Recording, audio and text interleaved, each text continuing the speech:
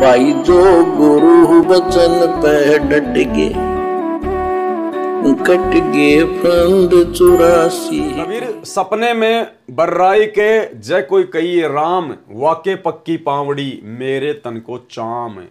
यानी तत्वदर्शी संत की शरण में आने के बाद मर्यादा में रहकर विशेष लगन के साथ भक्ति करने वाली आत्माओं को परमात्मा कितना प्यार करते हैं।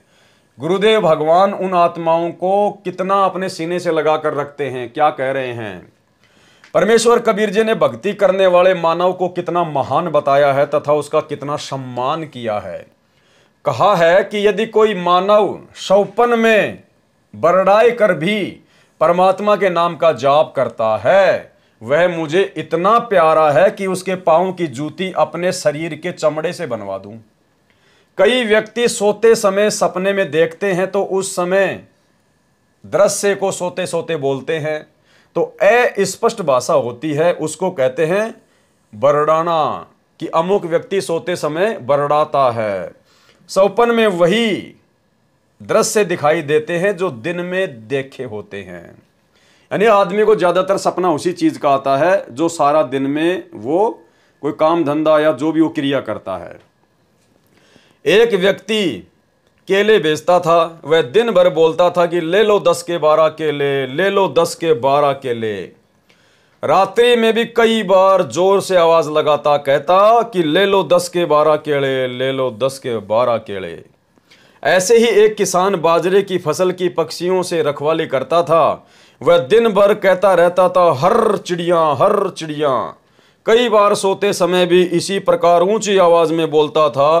कारण यह है कि दिन भर किया अभ्यास ही सौपन बनकर रात्रि में दिखता है।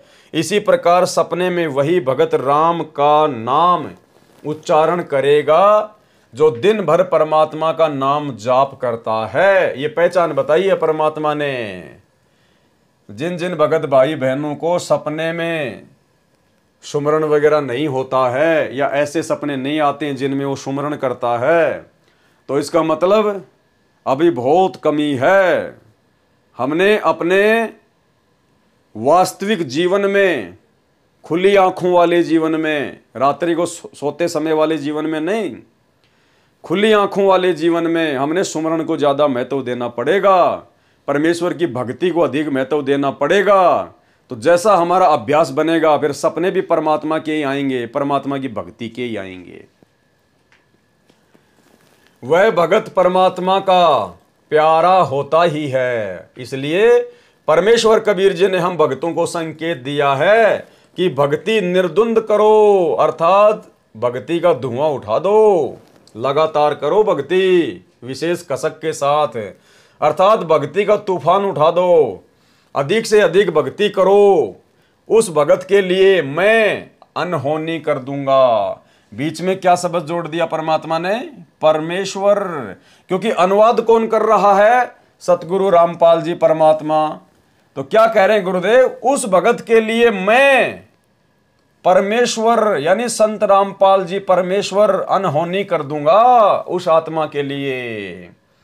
भाई परमात्मा धरती पर है, सतगुरु जो चाहे सो कर दे। परमेश्वर का वचन टल नहीं सकता। सूरज पूर्व की बजाय पश्चिम में उदय हो सकता है, लेकिन संत रामपाल जी ने जो वचन अपने मुख कमल से उच्चारित कर दिया, भाई उसको मेटने वाला सृष्टि में कोई नहीं है।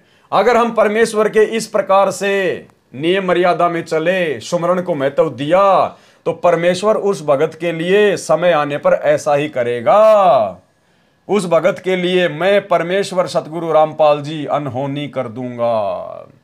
कल पे कारण कौन है, तू कर सेवा निष्काम, और मन इच्छा फल देवेगा जब पड़ेगा धनी से काम। भाई जो गुरु वचन पे डट गे, कट गे फंद 84 के, कट गे फंद 84 के, कट गे फंद 84 के।